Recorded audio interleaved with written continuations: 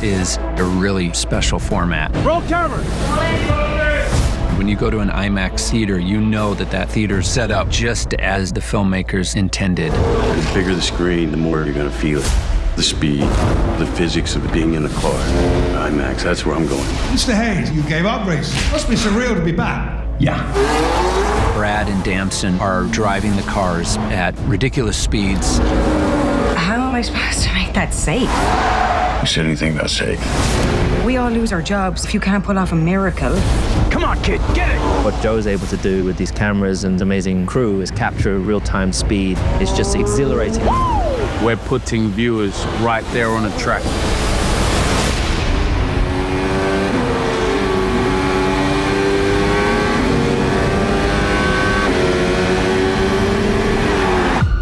The cameras that we've developed for this film are able to deliver that big screen experience. Ruben, ever seen a miracle? And pan.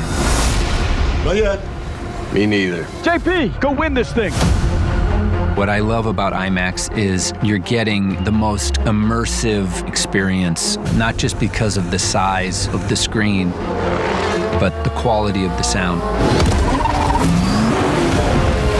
Impressive. Oh, yeah. Finally, people will get to feel what it's like to be a racing driver. This movie is gonna be one of those that you cannot miss on the biggest screen possible. The quality of sound, visuals, colors, everything is gonna be transfixing. This is gonna look amazing in IMAX. Ambition, to me, is trying to challenge yourself or do something that hasn't been done before. I wanted to capture the most authentic racing film ever.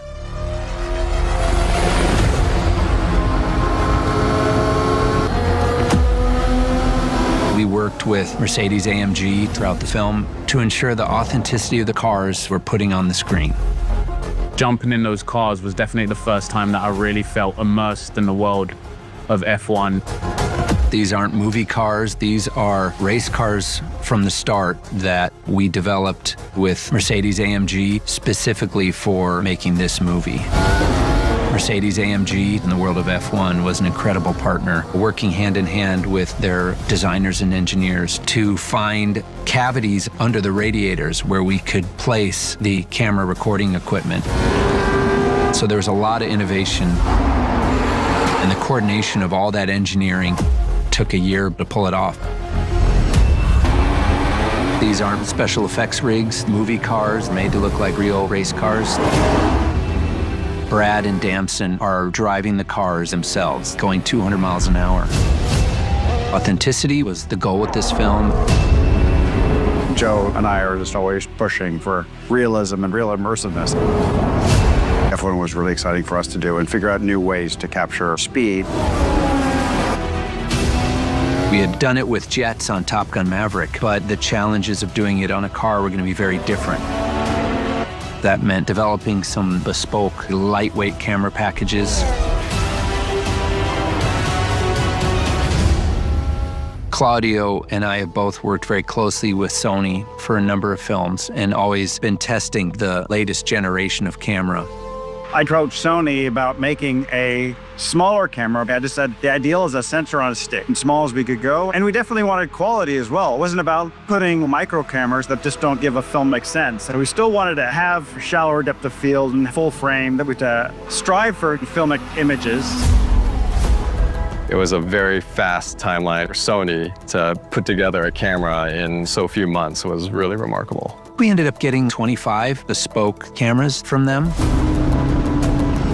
We used every single one of them.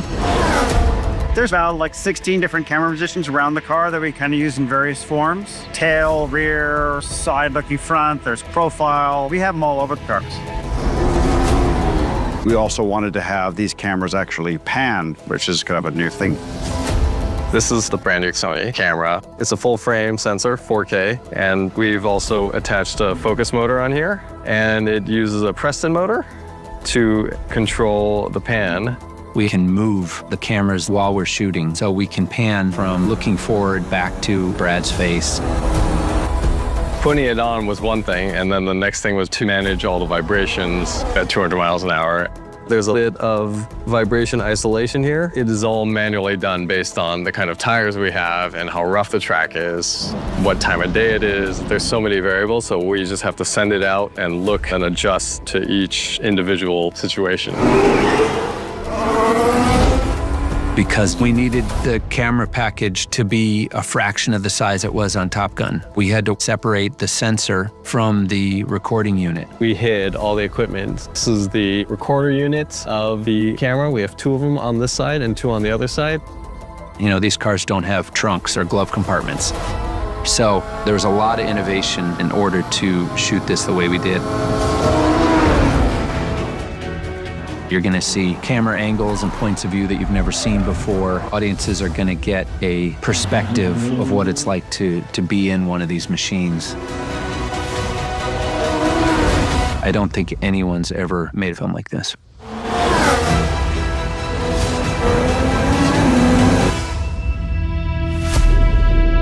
I wanted to make the most authentic racing film I could. For this film, the question was, where does Sonny Hayes come from? Action! So at the beginning of the film, Lewis Hamilton felt that endurance racing would be a great place for Sonny Hayes to be found. To become a successful Formula One racer takes a lot of the ingredients that you need to be a long endurance driver. There's been many drivers who have been in endurance racing and have returned to Formula One and had great results. So in the opening, we find Sonny Hayes driving for Chip Hart Racing at Daytona. 3, 2, 1, action! Daytona is one of the most challenging racetracks. The grit, endurance, what the athletes have to go through. You have that massive banking and that huge grandstand with a stadium-like atmosphere. When we went to the Daytona 24-hour race, we were pushing, we were banging wheels. That was very intense and very cool. Endurance racing wouldn't be the same without Porsche. So it's only logical that Sonny Hayes is driving a Porsche. So I called up Porsche. You know, racing is part of Porsche's DNA, and they provided GT3R race cars for the film. That car is the pinnacle. It competes in GT3 series worldwide. When this opportunity came up, it felt like if Porsche can be part of that, it was a no-brainer. They had shut down the Porsche Experience Center in Carson for us and gave us a free run of the place. They also provided the training. One of the people that we brought in was Patrick Long, a factory works race driver for Porsche. Patrick is the real deal. He won the Daytona 24 Hours and Le Mans. He's been incredibly valuable training in the GT cars.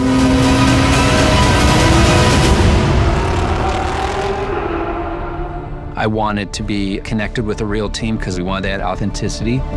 So we found Wright Motorsports, which is a privateer Porsche race team that runs at Daytona. They rebranded as Chip Hart Racing for the film.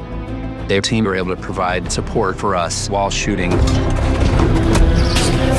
And they actually drove our car in the real Daytona 24 Hours. There was a car that wasn't part of production in the Chip Hart livery, actually on track racing. To see that livery on the track at Daytona was pretty surreal. Pat gets to play himself in the film, so when you see the GT3R pull in, Pat actually hands it off to Sonny Hayes. Casting Pat Long as the co-driver was the sort of thing that makes this film special. Having a cameo was just a big gift. Without Porsche, we wouldn't have had access to the cars, providing the training. All of that has been really incredible. We've had a wonderful relationship with them, and they were very instrumental in our Daytona race. Being able to be there and help celebrate motorsport is something Porsche always wants to do. As partners, we're very proud to be part of that story. This movie is going to break down barriers of how we bring motorsport to life.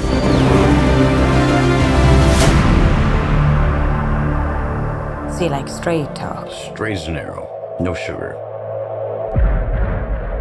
Why are you here, Sonny?